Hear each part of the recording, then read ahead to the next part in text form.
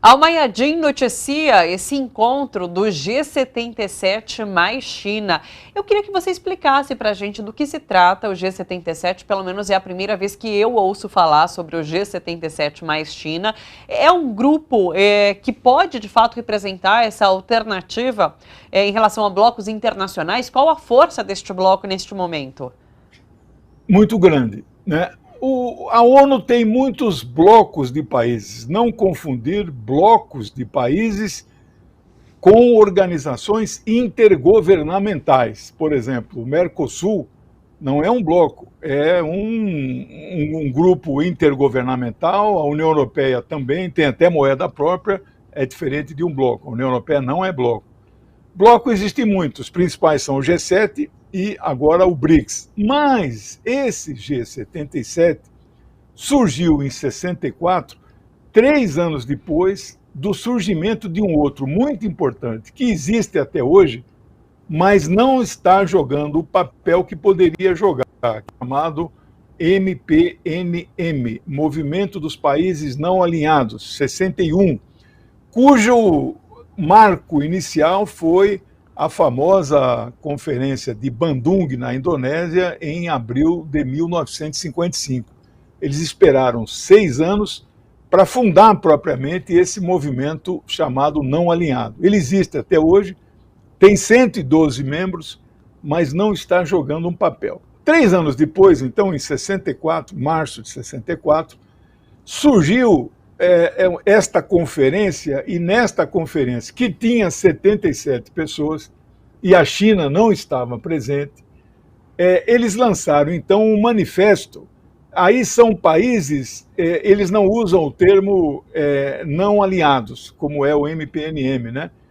Eles usam termos de países em desenvolvimento ou subdesenvolvidos. Então, eram 77 países, formaram um bloco. A China entrou depois nesse bloco, né? Então, por isso que ele chama G77 mais China, é o nome, é a marca do bloco, não é só o G77, e ele está começando a jogar um papel, e o marco da grande mudança será esta conferência do final de semana, porque realizada em Cuba, porque Cuba, pela primeira vez em quase 60 anos, é a primeira vez que Cuba preside o movimento, e ela é fundadora do movimento. Fidel era o grande articulador desse grupo, não é? Então, vai ser um marco muito importante. E o presidente Lula decidiu fortalecer o grupo. Ele não concorre com o BRICS. BRICS é outro perfil, outra configuração, tem aspectos econômicos, busca de uma moeda que seja aceito no mundo inteiro, além do dólar, etc. Esse bloco não, é um bloco claramente político e vai ser fortalecido. Então, essa é a minha expectativa. Ele hoje tem 134 países membros. Esses blocos, quando você adere, tem lá algum regimento interno, alguma coisa, um critério, eles devem ter algum tipo de contribuição, anuidade, não sei, alguma coisa que ele deve ter uma sede em algum lugar, que tenha lá um corpo de funcionários. É um bloco mesmo, não é uma ONU paralela, ela está sobre o guarda-chuva das Nações Unidas. É como em Brasília, na Câmara dos Deputados, tem os chamados blocos parlamentares.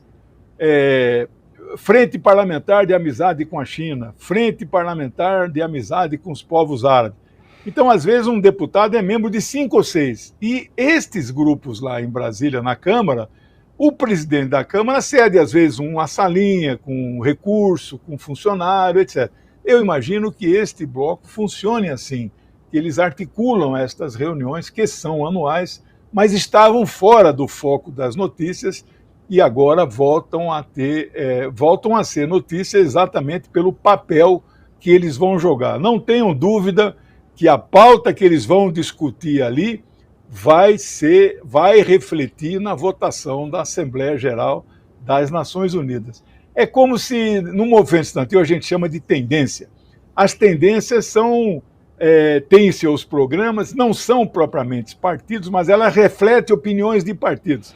E você faz alianças no Congresso, por exemplo, da UNE, então as tendências, E aí pode, inclusive no caso de congressos estudantis, você fechar uma posição que vários blocos votam unidos.